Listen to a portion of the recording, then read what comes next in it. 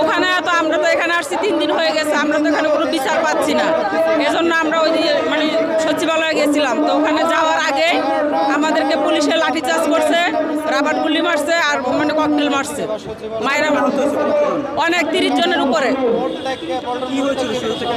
এ তো আমরা তো এখানে বিচার পাচ্ছি না, আমরা ওইদিকে যাওয়ার উদ্দেশ্যে রওনা দিচ্ছি, এজন্য পুলিশ এটা করছে, মানে ওইদিকে যাওয়ার জন্য আমাদেরকে বাধা দিছে।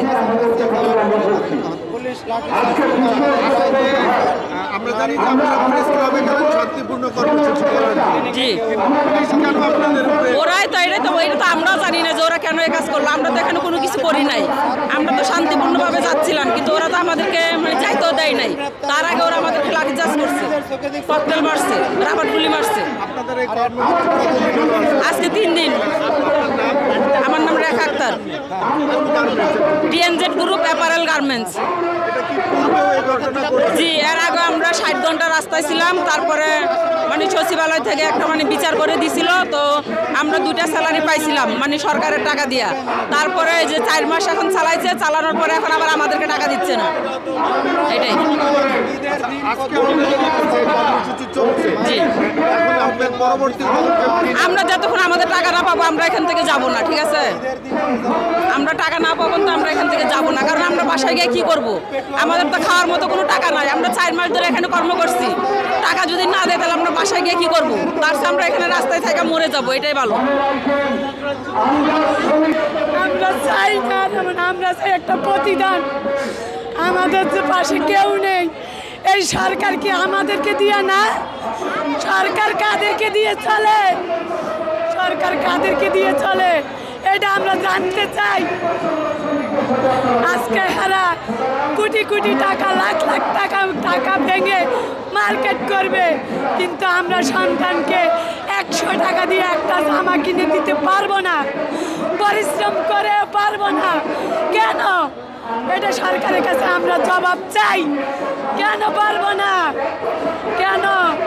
আমরা সরকারের কাছে এটা জবাব চাই, জবাব চাই।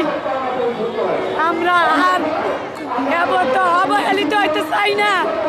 আমাদের ন্যায্য পাওনা আমরা আদায় চাই, আমাদের ন্যায্য পাওনা দেখ, আমরা এটাই চাই। আমরা গাড়ি ভাঙচুর করিনি, অটোতে হাত দিইনি, সিএনজিতে হাত দিইনি, দোকানে হাত দিইনি, আমরা ব্যাটারি ভাঙিনি, মেশিন ভাঙিনি। আমরা সুস্থ সফলভাবে আমরা আমাদের পাওনা আদায় করতে এসেছি, আর সেই আমরা নির্যাতিত হলাম কেন? এটা সরকারের কাছে জবাব চাই। আমাদের উপরে পুলিশ প্রশাসনে হামলা করছে, ওই পুলিশ কুত্তারা। আমরা শ্রমিকেরা না থাকলে ওরা বেতন পাই থেকে। আমাদের জন্য এই ভবন, আমাদের জন্য লেখা হয়েছে শ্রম মন্ত্রণালয়, আমাদের জন্য লেখা হয়েছে BGM। এগুলা কি আমাদের জন্য না, এটি বড় বড় কোম্পানিদের জন্য। এইসব নামগুলো মুছে ফেলুক, এইসব নামগুলো মুছে ফেলুক। আমার নাম রানী, TNZ গার্মেন্টস, TNZ গ্রুপ। আমি এই জায়গায় দীর্ঘত 9 বছর ডিউটি করি, দীর্ঘত 9 বছর। না, পূর্বে এই ঘটনা ঘটেনি। 2 বছর ধরে এমন চলতেছে, 2 বছর ধরে। আর একবারও আমরা রাস্তায় 72 ঘন্টা অবরোধ করেছিলাম 3 মাসের বেতনের জন্য, কিন্তু আমাদেরকে সরকার বলেছে, সরকার লোন দিয়েছে, সেই টাকা দিয়ে আমাদের 20 তারিখ 19 তারিখ আমাদের পাওনা দানা বকেয়া বেতন আদায় করছে। তখন আমরা 2 মাস ধরে আমরা কাজ করছি।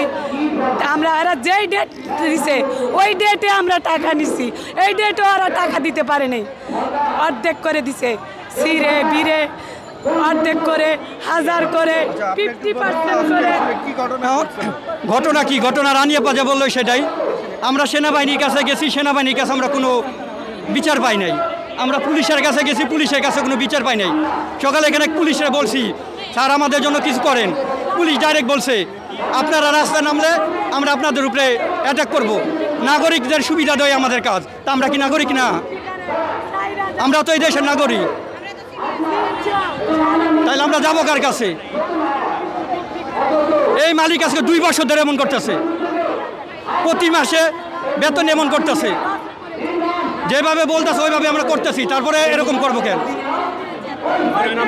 আমার নাম হাসিবুল ইসলাম। আমি টিএনজেতে আমি 4 বছর ধরে চাকরি করতেছি। আপনাকে তার দায়িত্ব নির্বাণভাবে বিদায় করবে।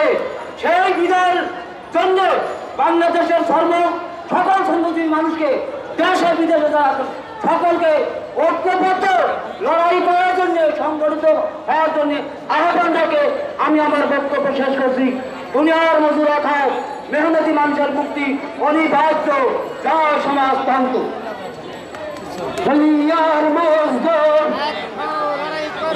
আমাদের দাবি, আমাদের দাবি।